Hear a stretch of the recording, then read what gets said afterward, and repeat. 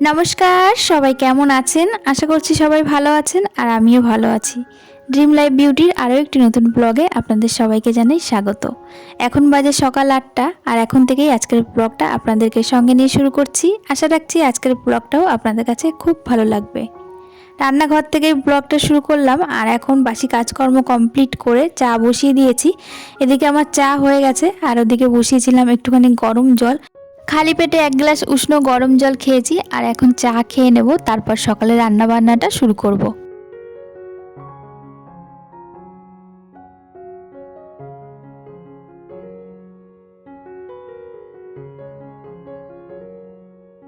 এখন কিন্তু আর আগের মতো সেরকম ঠান্ডা নেই, যত দিন যাচ্ছে আস্তে আস্তে করে ঠান্ডাটা কমে আসছে আর মনে হচ্ছে যেন শীতের দিনগুলোই ভালো ছিল। যখন প্রচণ্ড শীত পড়েছিল তখন মনে হতো যে কখন গরমকাল আসবে, আর এখন যেহেতু শীতটা আস্তে আস্তে কমে আসে তো এখন মনে হচ্ছে শীতকালটাই যেন ভালো ছিল।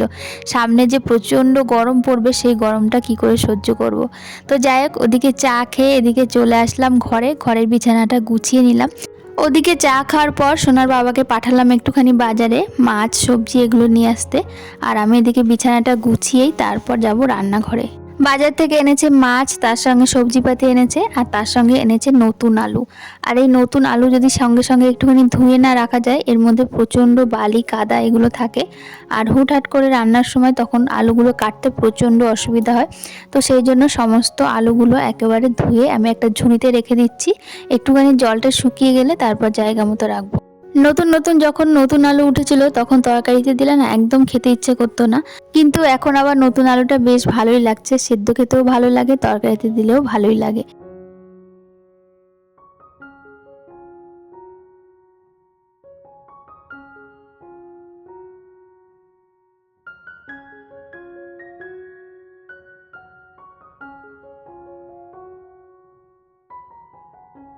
বাইরে দিয়ে কিন্তু বেশ ভালো হাওয়া ছেড়েছে আর অল্প কিছু জামা কাপড় ভিজিয়েছিলাম, খুব বেশি জামা কাপড় আজকে ভেজাইনি, একদম অল্প।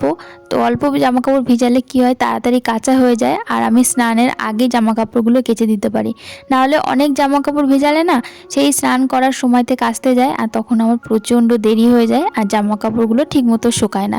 তবে এখন যেহেতু ছাদে শেড লাগানো আছে, সারা রাত থাকে, শুকিয়ে যায়, অসুবিধা হয় না। আর এখানে এই লম্বা এই লোহার রডটার মধ্যেই প্রায় জামা কাপড় আমি মেলি। তবে এত হাওয়া চলার জন্য না রডটার মধ্যে প্রচণ্ড ধুলো জমে গেছিলো, তো ধুলোটা মুছে নিয়ে এবার জামাগুলো মেলে দিচ্ছি। নাহলে পরিষ্কার জামাগুলো আবার ধুলো মেখে যেত, তো আমার মানে পরিষ্কারের চাইতে আরও নোংরা হয়ে যেত। তো একটুখানি মুছে নিয়ে এবার জামা কাপড়গুলোতে ক্লিপ লাগিয়ে দিলাম, কারণ প্রচণ্ড হাওয়া চলছে, জামা কাপড়গুলো একটু শুকোতে না শুকোতে আবার ছাদের মধ্যে পড়ে গিয়ে নোংরা হয়ে যাবে। তো চলুন এবার রান্না বান্নাটা শুরু করি। বাজার থেকে এনেছে ভোলা মাছ বেশ খানিকটা, তো সমস্ত কিছু একদম কেটে কুটে বেছে ধুয়ে নিয়েছি। এবার রান্নাটা শুরু করছি। ভোলা মাছ, তার সঙ্গে বাঁধাকপি রান্না করব, বাঁধাকপিটাও কেটে একেবারে ধুয়ে নিয়েছি। আর এখন একটুখানি ভাজা মশলা করে নিচ্ছি, জিরে আছে এর মধ্যে আর একটু আছে ধনে, দুটো তরকারিতেই যাবে, বাঁধাকপিতেও দেবো আর মাছের তরকারিতেও দেবো। তো ভাজাটা নামিয়ে রেখেছি, পরে বেটে নেব। আর এখন বাঁধাকপিটাই আগে রান্না করব।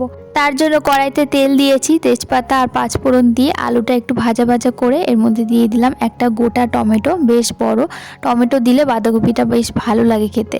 তো একটু ভাজা ভাজা করেই তারপর বাঁধাকপিটা দিয়ে দিয়েছি। আর এখনকার বাঁধাকপি না সেদ্ধ করা লাগে না, এমনিতেই এর মধ্যে যেটুকু জল থাকে ওই জল দিয়েই বাঁধাকপিটা সুন্দর সেদ্ধ হয়ে যায়। এবার বেশ খানিকটা লবণ হলুদ দিয়েছি, হলুদটা একটু কম করেই দিই কারণ সাদা সাদাই আমার ভালো লাগে বাঁধাকপি, মানে খুব বেশি হলুদ হয়ে গেলে সেই বাঁধাকপি খেতে ভালো লাগে না। তো যাই হোক, ওদিকে বাঁধাকপিটা নামিয়েছি, নামিয়ে এখন মাছটা ভাজতে বসিয়ে দিলাম। আজকে ভোলা মাছের সাইজটা একটু ছোট, তো সেই জন্য দেখলাম অনেকগুলো নিয়ে এসেছে। আর এই অনেকগুলো মাছ না মানে একবারে তো ভাজা যায় না, 3-4 বার করে করে ভাজতে হয়, আর এতবার মাছ ভাজতে গেলে না রান্নাটা অনেকটা দেরি হয়ে যায়। তো ওদিকে মাছ ভাজতে বসিয়ে দিয়েছি আর মাছের জন্য যে মশলাপাতিগুলো লাগবে সেগুলো আমি এখানে বেটে নিচ্ছি, কারণ মাছ তো ওদিকে ভাজা হচ্ছে আর এদিকে দাঁড়িয়ে থেকে কোনো লাভ নেই, মশলাগুলো আগে করে নিই।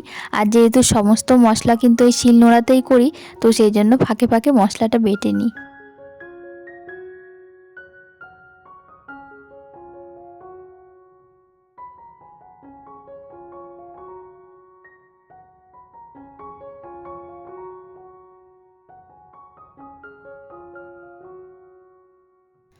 আলু, বেগুন, টমেটো, ধনেপাতা দিয়ে আজকে ভোলা মাছটা রান্না হবে। মাছগুলো সব আমি ভেজে নিয়েছি একে একে। এবার মশলাটাও কষিয়ে নিয়েছি। আর এর মধ্যে এবার বেগুনটা এই সময় দিয়ে আর একটু ভালো করে কষিয়ে তারপর ঝোল দিয়ে দেবো।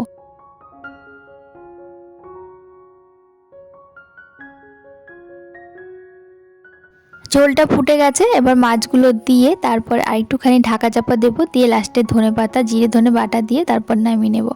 এদিকে আমার ভোলা মাছের তরকারি হয়েও গেছে। আজকে খুব বেশি রান্না হবে না, ভোলা মাছের তরকারি আর তার সঙ্গে বাঁধাকপি। আর সকালবেলাতে তো ডাল রান্না করেছিলাম, দুবেলারই করেছি। ডাল রান্না করলে একবেলার করি না, যাতে দুবেলা হয়ে যায় সেরকমভাবেই করি। তো সকালে খাওয়া দাওয়া হয়েছে আর দুপুরের জন্য রয়েছে, সেটা একটুখানি গরম করে নেব। দুপুরের রান্না তো কমপ্লিট হয়ে গেছে আর এখন বাজে 1:45। আর এবার রান্নাঘরটা খুব ভালো করে পরিষ্কার করে নেব। রান্নার পরে 15 থেকে 20 মিনিট তো রান্নাঘরকে সময় দিতেই হবে। আর প্রতিদিনই চিমনির মধ্যে না প্রচণ্ড তেল জমে, তো প্রতিদিন ওটাকে ভালো করে মুছে নিই রান্নার পরে। আর এবার গ্যাসটাও সুন্দর করে মুছে নিচ্ছি। আর এরপর যাব স্নান করতে, তারপর খাওয়া দাওয়া করব। তো চলুন আজকের ব্লগটা এখানেই শেষ করছি। আজকের ব্লগটা আপনাদের কাছে কেমন লাগলো অবশ্যই কমেন্টের মাধ্যমে জানাবেন। যদি ভালো লাগে একটা লাইক করে দেবেন। আর আমার চ্যানেলে এখনও পর্যন্ত যারা নতুন, অবশ্যই চ্যানেলটি সাবস্ক্রাইব করে আমার পাশে থাকবেন।